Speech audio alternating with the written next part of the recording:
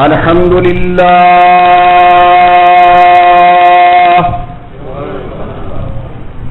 الحمد لله وكفى وسلام على سيد الرسل وخاتم الأنبياء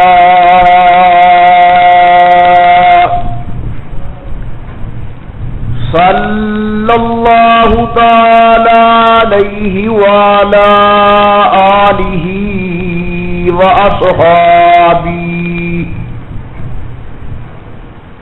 وأصحابه وبارك وسلم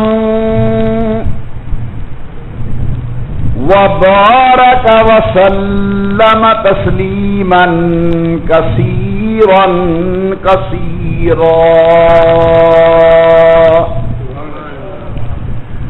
صلاة تكون للنجاة وسيلة ولعلو الدرجات كفيلة صلاة تحل بها العقد وتفرج بها الكرب صلاة تكون لك رضاء ولحقه أداء فقد قال الله تبارك وتعالى في القرآن المجيد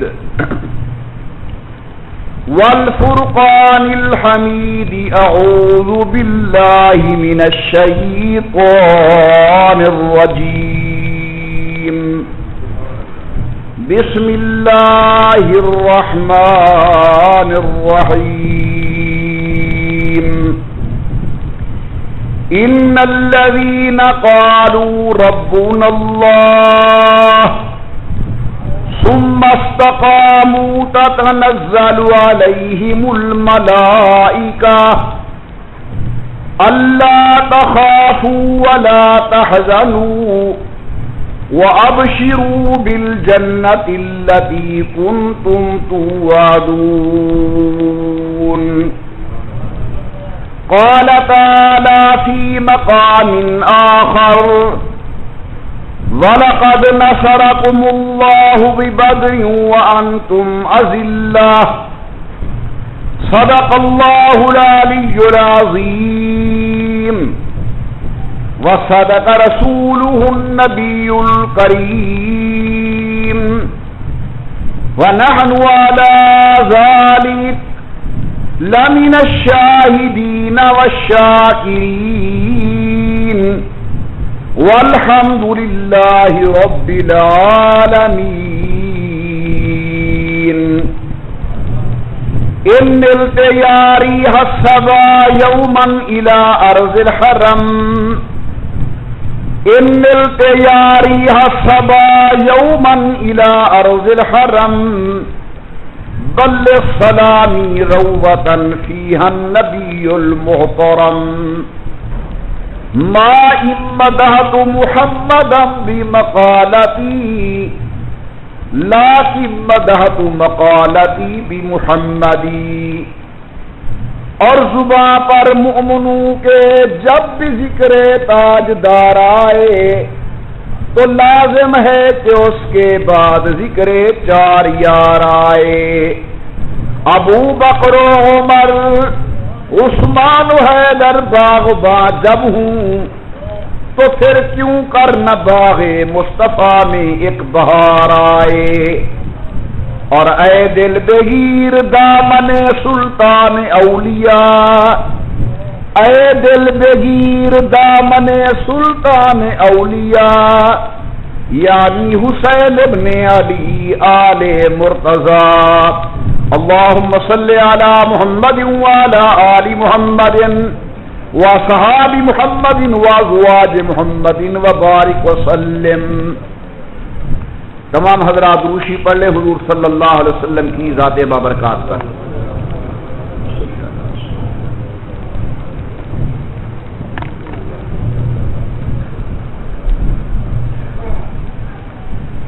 اللہ تبارک و تعالی کی بے انتہا حمد و توصیف،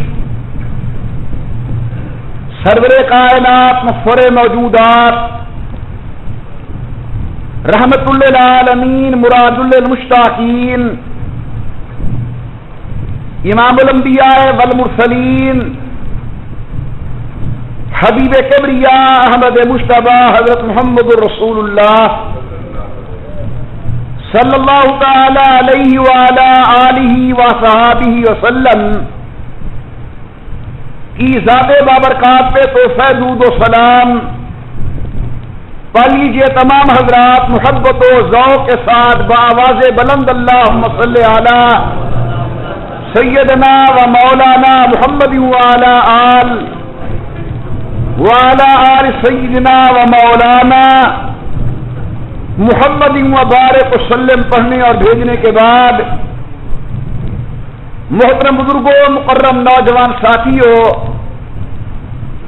قابل صد عظیم و صد اکرام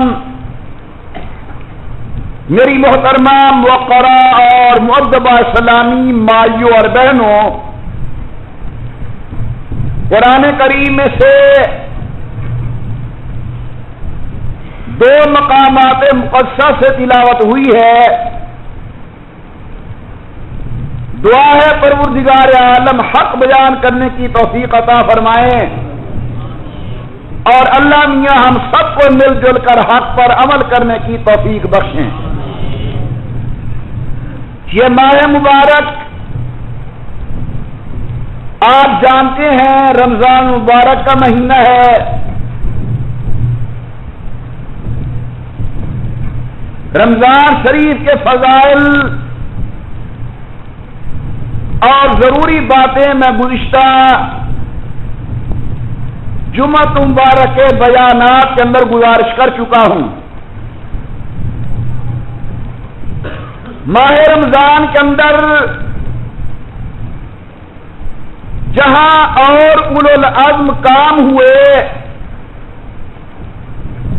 یعنی اللہ رب العزت کے قرآن کا نزول، انا انزلناہ فی لیلۃ القدر، اللہ نے شب قدر عطا فرمائی۔ پروردگار عالم ایک کے بدلے لاکھ عطا فرماتے ہیں۔ وہاں ایک عجیب و غریب محیر العقول، عقلوں کو حیران کرنے والا واقعہ پیش آیا کہ 313 آدمیوں کے ہاتھوں اللہ نے 1000 سے زائد لشکر کو شکست فاش دی، اور یہ 313 بے سر و سامانی کے عالم کے اندر بقول علامہ اقبال رحمت اللہ علیہ تھے، ان کے پاس 2 گھوڑے، 6 درہیں 8 شمشیریں، اور بدلنے آئے تھے یہ لوگ دنیا بھر کی تدبیریں۔ مشرکین مکہ نے مکہ مکرمہ کے اندر کون سا وہ دھوکہ اور تکلیف ہے جو پیغمبر اور پیغمبر کی جماعت کو نہ دیا ہو؟ جب یہ اللہ کے برگزیدہ بندے مدینہ طیبہ تشریف لے آتے ہیں، سرداران قریش اور مشرکین مکہ کو یہاں ان کا سکھ کا سانس لینا گوارا نہ ہوا، پسند نہ آیا۔ یہ بڑی کرو فر کے اندر سامان حرب و جدال سے لیس ہو کر اپنے شان کے اندر محمد و آل محمد و صحاب محمد کو مٹانے کی غرض سے مدینہ طیبہ کی طرف روانہ ہوئے کہ آج مدنی کریم صلی اللہ علیہ وسلم کی جماعت کو نعوذ باللہ ختم کر دیا جائے گا. ایک مقام ہے مقام بدر، یہاں دونوں جماعتوں کا ٹاکرا ہوتا ہے. ایک طرف مشرکین، دوسری جانب موحدین. ایک جماعت کا سردار ابو جہل، ایک قافلے کا امیر کارواں مدنی کریم صلی اللہ علیہ وسلم. حضور اکرم صلی اللہ علیہ وسلم نے دیکھا کہ ہماری جماعت بھی تھوڑی، لڑائی کے ساز و سامان بھی نہیں، دو تلواریں کھجور کی چھڑیاں ہاتھوں میں. صحابہ کرام سے مشورہ کیا کہ قریش اپنے تمام تر کیر کانٹوں سے مسلح ہو کر آ رہے ہیں، بتائیے تمہاری کیا رائے ہے؟ سب سے پہلے حضرت صدیق کھڑے ہوئے. انہوں نے کہا یا رسول اللہ ہماری پرواہ نہ کریں، جب تک جان میں جان ہے آخری سانس تک لڑیں گے. حضور اکرم نے تحصیل کی. جناب عمر کھڑے ہو گئے. اللہ کے پاس پیغمبر چلے میدان کے اندر، ہماری فکر نہ کریں، ہم قدم قدم پر جناب کے ساتھ چلیں گے. حضور اکرم نے داد تحسین دی. حضرت جناب مقداد کھڑے ہو گئے. یا رسول اللہ صلوات اللہ علیہ، میدان میں تشریف لے جائیں، ہمارے پاس جانی ہے، وہ قربان کرنے کے لیے تیار ہیں. حضور اکرم نے تحسین کی نظر سے دیکھا. امام الانبیاء کے انصار غلام سمجھ گئے کہ شاید حضور کا اشارہ ہماری طرف ہے. مہاجرین اپنی رائے دے رہے ہیں. شاید آمنہ کے لال ہماری رائے معلوم کرنا چاہتے ہیں کہ اتنی ایمان افروز بیانات کے بعد حضرت پھر فرماتے ہیں اور کوئی مشورہ، اور کوئی مشورہ.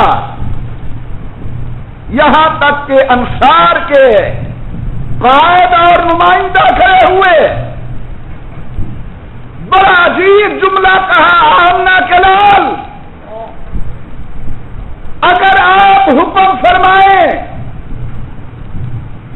ہم دریاؤں کے اندر کودنے کے لیے تیار ہیں. آپ ہمیں حکم فرمائیں، اپنی جان کی بازی لگانے کے لیے تیار ہیں.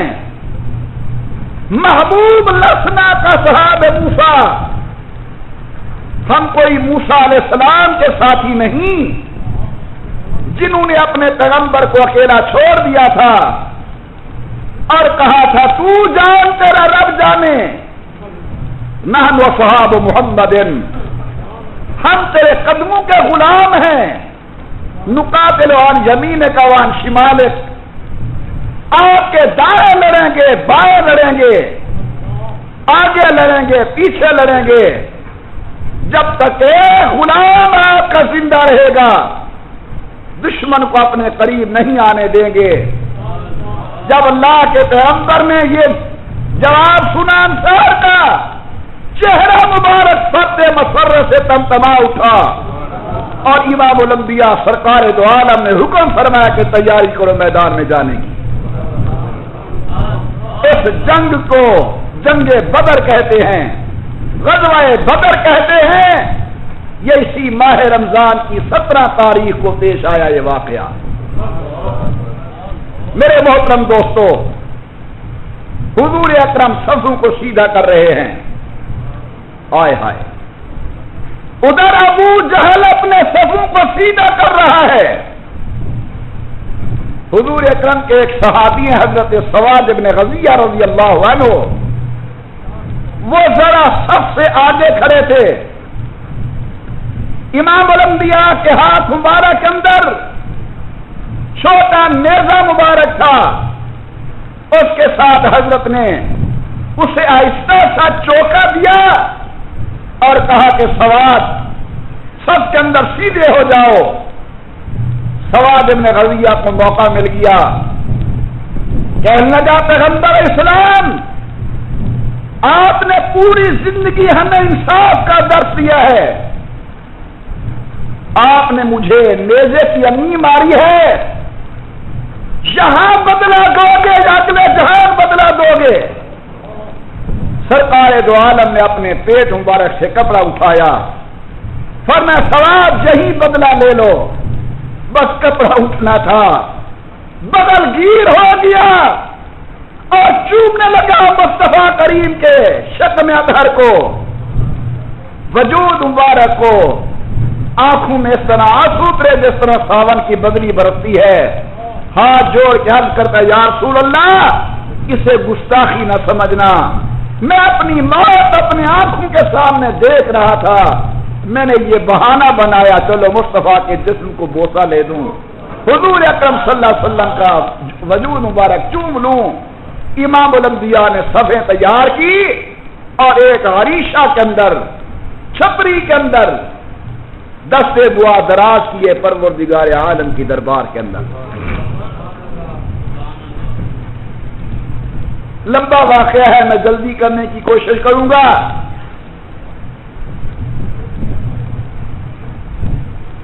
عریشہ بناؤ، چھپری بناؤ، حضرت سعد کو دروازے پہ کھڑا کیا، فرمایا سعد، آج ہم نے اللہ سے کچھ راز کی باتیں کرنی ہیں، اندر کسی کو نہیں آنے دینا، بس مصطفیٰ اپنے خدا کے ساتھ کچھ باتیں کرے گا۔ یا رسول اللہ کوئی نہ ہے، نہیں ساتھ کسی کو نہیں آنے دینا۔ اللہ کے پیغمبر واقعی کوئی نہ ہے؟ فرمایا ہاں صاحب میں جو کہہ رہا ہوں، اندر کسی کو نہیں آنے دینا۔ جب سعد نے تیسری مرتبہ کہا تو حضور صلی اللہ علیہ وسلم سعد کا اشارہ سمجھ چکے تھے، فرماتے ہاں ایک آئے گا، اس کے کندھوں کو سونگھنا، اگر نبوت کی خوشبو آئے تو اسے اندر آنے دینا، وہ رازدار نبوت ہے، کاشف رموزات نبوت ہے، رمز شناس نبوت ہے، ابو بکر صدیق رضی اللہ عنہ، اگر وہ اندر آنا چاہے تو اندر آنے دینا۔ حضرت ابو بکر صدیق مصطفیٰ کریم کے اس سجدے کے گواہ ہیں کہ حضور اکرم نے اللہ کی خدمت کے اندر کس طرح دعا کی اور سجدہ کیا۔ سبحان اللہ۔ حضرت جناب صدیق اکبر رضی اللہ عنہ فرماتے ہیں، امام الانبیاء سرکار دو عالم پر بڑی عجیب کیفیت، سرکار دو عالم کی آنکھوں مبارک کے اندر آنسو ہیں، بار بار جملہ ہے میرے اللہ، میری زندگی کا سرمایہ یہی 313 تھے، اللہ میری زندگی کی پونجی یہ 313 تھے، پروردگار عالم میری ساری زندگی کی کمائی یہ 313 تھے، اے میرا اللہ ویسے تو آپ دین کے خود محافظ ہیں، لیکن ظاہری انداز کے اندر اگر آج یہ لوگ ختم ہو گئے کل تیرا سجدہ کرنے والا کوئی نہیں ہوگا، اللہ تجھے سجدہ کرنے والا کوئی نہیں ہوگا۔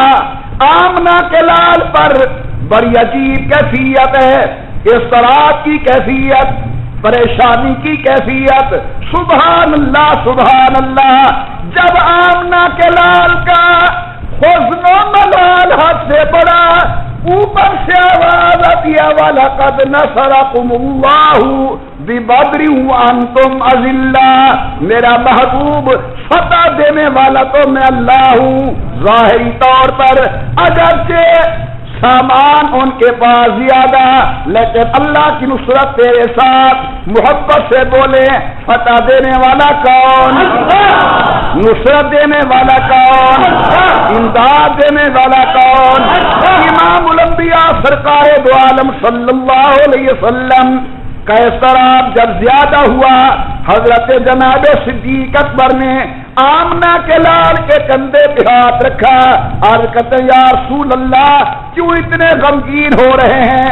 آپ نے کب مانگا اللہ نے نہیں دیا، آپ کب روئے اللہ نے آنسو نہیں پوچھے؟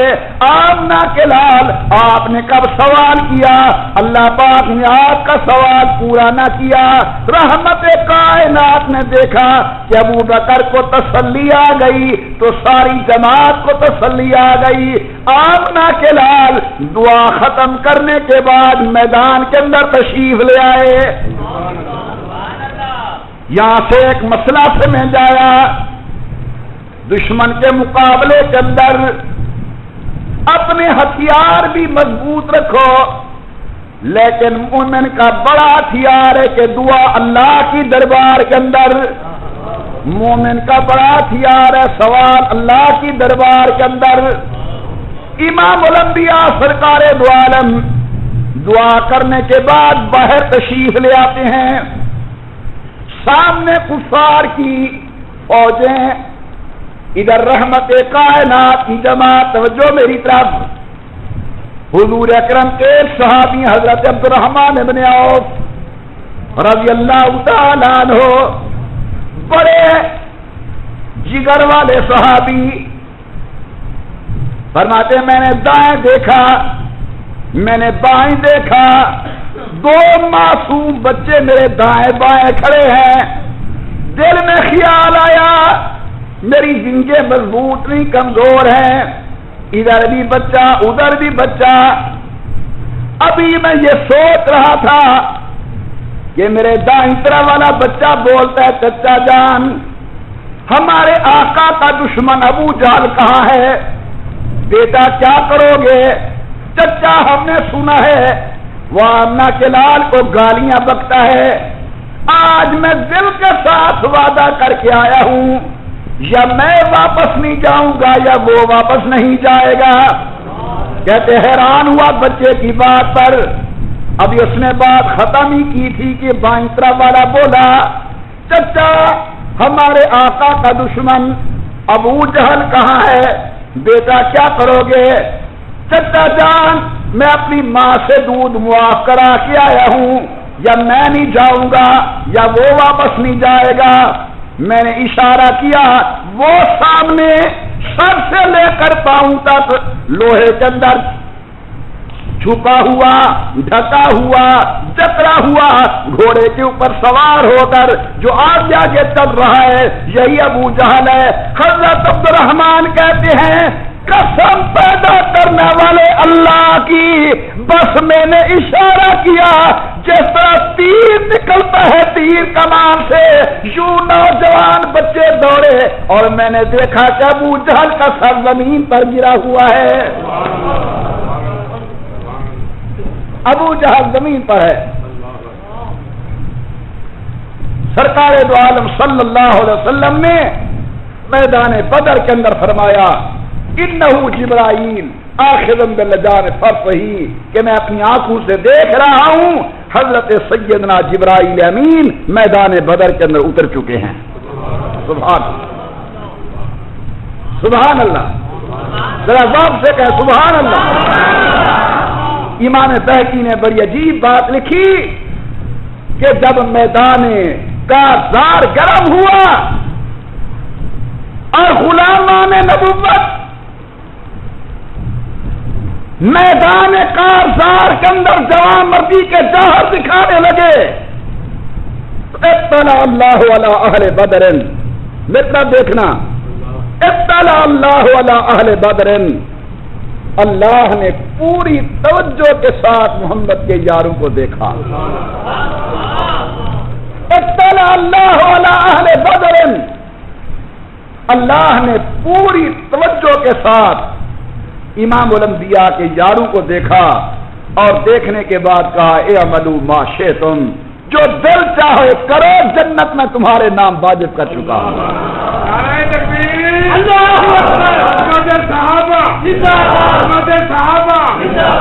جو جی چاہے کرو، جنت تمہارے نام واجب کر چکا ہوں۔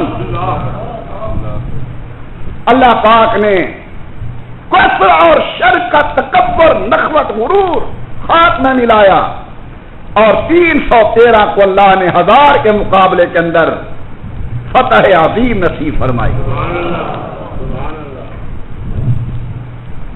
امام الانبیاء کہتے ہیں جاؤ ابو جہل کو تلاش کرو۔ حضرت عبداللہ ابن مسعود رضی اللہ تعالی عنہ جا کر دیکھتے ہیں ابو جہل زمین پر گرا ہوا ہے، ابھی زندگی کی رمق باقی ہے۔ ابو جہل کو بالوں سے پکڑا،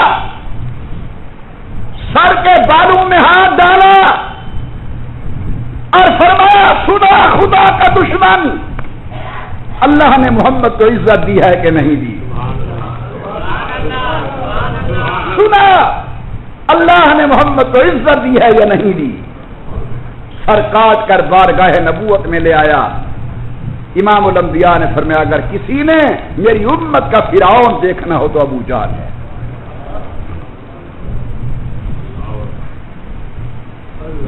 70 آدمی کفار کا مارا گیا، 70 قید ہوا۔ آمنہ کے لال نے میدان بدر میں قیام فرمایا۔ بدر میں مرنے والے کافروں کی لاشوں کو حضور نے ایک گندے کنویں کے اندر ڈالا، اور کنویں پر کھڑے ہو کر ایک ایک کا نام لیتے ہیں، یا فلان ابن فلان، یا فلان ابن فلان، او فلانا بیٹا فلانے کا، فلانا بیٹا فلانے کا، حل وجدتم ما وعد ربکم حقا، سناؤ وہ اللہ کا عذاب والا وعدہ پورا ہو رہا ہے یا نہیں ہو رہا؟ کون کہہ رہے ہیں؟ بولو کون کہہ رہے ہیں؟ اونچی آواز سے حضور۔ حل وجدتم ما وعد ربکم حقا، رب کا وعدہ عذاب والا ہو رہا ہے پورا یا نہیں؟ یہی جسم کو خطاب کر رہے ہیں حضور۔ کسی کنویں کے اندر پڑے ہوئے کو حضرت جناب عثمان، حضرت عمر نے عرض کیے اجساد لا ارواح لہا، یا رسول اللہ یہ تو جسم مرے پڑے ہیں، ان کی روحیں تو اندر نہیں، آدم مردہ بے جان جسموں کے ساتھ بات کر رہے ہیں۔ اللہ کے پاک پیغمبر فرماتے ہیں عمر یہ تم سے بھی زیادہ سن رہے ہیں، یہ تم سے زیادہ سن رہے ہیں۔ اس بدر کے واقعے کے اندر ایک عجیب چیز آئی، جو 70 قیدی ہوا ان میں سے حضور اکرم کا ایک داماد بھی قید ہو کر آتا ہے۔ یہ اسلام کے احکامات آہستہ آہستہ نازل ہوئے۔ ہم نے کہا مشورہ آپ کا ٹھیک ہے، پیسے لو چھوڑ دو۔ کونے میں بیٹھا ہوا تھا فاروق اعظم، مصطفیٰ کریم نے دیکھا، فرمایا عمر بول، تیری زبان پہ خدا بولتا ہے، میں نے رات کی تاریکیوں میں جھولیاں اٹھا اٹھا کے اللہ سے تجھے مانگا ہے، تیری کیا رائے ہے؟ ہاتھ جوڑ کے عرض کرتا ہے یا رسول اللہ حکم وہی ہوگا جو خدا کا ہوگا، جو مصطفیٰ کا ہوگا۔ میری رائے یہ ہے کہ میری نظر خدا کے دشمن کو زمین پر چلتے ہوئے گوارا نہیں کرتی. جو میرا رشتہ دار ہے میرے ہاتھ میں دو، جو ابو بکر کا رشتہ دار ہے اس کے ہاتھ میں دو. آج ہم اپنی تلواروں کے ساتھ ان کی گردنیں کاٹیں تاکہ اسلام کی عظمت واضح ہو اور کفار کی ذلت لوگوں کے سامنے آئے. اکثریت کا فیصلہ تھا کہ پیسے لو چھوڑ دو. حضور نے اکثریت کا فیصلہ برقرار رکھا. ادھر سے جبرائیل بارگاہ نبوت میں آئے. پروردگار عالم نے فرمایا جبرائیل جائیے میرے محبوب کے پاس اور جا کر کہا آمنہ کے لال اللہ میاں آپ کو سلام فرما رہے ہیں اور کہتے ہیں محبوب آج والا فیصلہ تو برقرار، لیکن ما کان علی نبی ان یکون لہ اسرا حتی یسکن فی الارض تریدون عرض الدنیا واللہ یرید الآخرہ. محبوب فیصلہ برقرار، لیکن اتنا سن لیں جو رائے فرش پر عمر کی تھی وہی منشا عرش پر اللہ کی تھی. اعلان ہو گیا پیسے دو قیدی چھڑواؤ. مکہ مکرمہ کے لوگ پیسے جمع کرنے لگے اپنے قیدیوں کو چھڑوانے کی خاطر. نبی کی بیٹی کو پتا چلا جناب زینب کو بابا پیسے لے کر قیدی چھوڑ رہے ہیں. گھر میں نظر ڈالی، نہ سونا نہ چاندی نہ ٹکا نہ پیسہ. حیران ہے کروں کیا، قاصد جانے والا ہے، سامان لے کر جائے گا قیدی چھڑوا کے آئے گا. بڑا دردناک واقعہ میں عرض کر رہا ہوں. نبی کی بیٹی نے گلے کی طرف دیکھا تو گلے میں ایک ہار نظر آیا. سونے کا ہار نہیں، چاندی کا ہار نہیں، نبی کی بیٹی کے گلے کے اندر جواہرات کا ہار نہیں، چمڑے کے ٹکڑوں کا بنا ہوا ہار. اور یہ وہ ہار ہے جو جناب سیدہ خدیجہ نے اپنی بیٹی کو رخصت کرتے وقت اپنے گلے سے اتار کر بیٹی کے گلے میں ڈالا تھا. اولاد والے بیٹھے ہو میرے دوستو جو اپنی بچیوں کی شادیاں کر چکے ہیں ان سے پوچھو ماں باپ کی نشانی بیٹی کس طرح سنبھال کے رکھتی ہے. یہ جگ مجھے میرے باپ نے لے کر دیا تھا، یہ جوڑا میری امی نے دیا تھا، بڑے پیار کے ساتھ رکھتی ہے. ذرا تصورات کی دنیا کے اندر چلو مکہ مکرمہ کے سواقے کی طرف، نبی کی بیٹی کے دل پر کیا گزری ہوگی جب گلے سے ماں کی نشانی اتار کر مدینہ جانے والے آدمی کے سپرد کی اور کہتے ہیں جانے والا بابا جی کو سلام کہہ دینا اور عرض کرنا بیٹی زینب کہہ رہی تھی جن کے پاس سونا تھا انہوں نے سونا بھیجا، جن کے پاس چاندی تھی چاندی بھیجی، جن کے پاس دراہم تھے دراہم بھیجے، جن کے پاس دینار تھے دینار بھیجے. میرے پاس اور کچھ نہیں تھی، ماں کی نشانی تھی میں نے یہ بھیجی. حدیث مبارک کے اندر آتا ہے ہار چلا مکہ سے، چلتے چلتے مدینہ طیبہ میں پہنچا. حضور کو اطلاع ملی کہ مکہ مکرمہ کے لوگ اپنے قیدیوں کو چھڑوانے کے لیے مال لے کر حاضر ہیں. حضور اکرم ہر ایک کے پیسے وصول کرتے ہیں، قیدی کی رہائی کا حکم کرتے ہیں. چلتے چلتے چلتے چلتے ایک ہار آیا امام الانبیاء کے سامنے، سونے کا نہیں چاندی کا نہیں، چمڑے کے ٹکڑوں کا ہار. حدیث میں آتا ہے بس وہ ہار آتا کیا فبقا و ابقا. امام الانبیاء رونے لگ گئے، نبوت کے آنسو جاری ہو گئے، صحابہ کرام بھی رونے لگ گئے. عرض کرتے اضحک اللہ سنک یا رسول اللہ، آقا آپ کا چہرہ مبارک مسکراتا ہے، کیوں جناب رو رہے ہیں؟ فرمایا صحابہ تمہیں علم نہیں ہے میری خدیجہ کے گلے کا ہار ہے. اسے دیکھ کر مجھے خدیجہ کی وفائیں یاد آ گئی. اگر تم اجازت دو میں بیٹی کا گلا ماں کی نشانی سے خالی نہ کروں. میں ہار واپس کرنا چاہتا ہوں, اب اولاد کو آزاد کرنا چاہتا ہوں. سب نے بطیب خاطر اجازت دی. چلا گیا پولاس. چند دنوں کے بعد آتا ہے, کہتے آقا حل جزاء الاحسان الا الاحسان, آپ نے کرم نوازی فرمائی تو گواہ ہو جائیں اشہد اللہ الہ الا اللہ واشہد ان محمد رسول اللہ.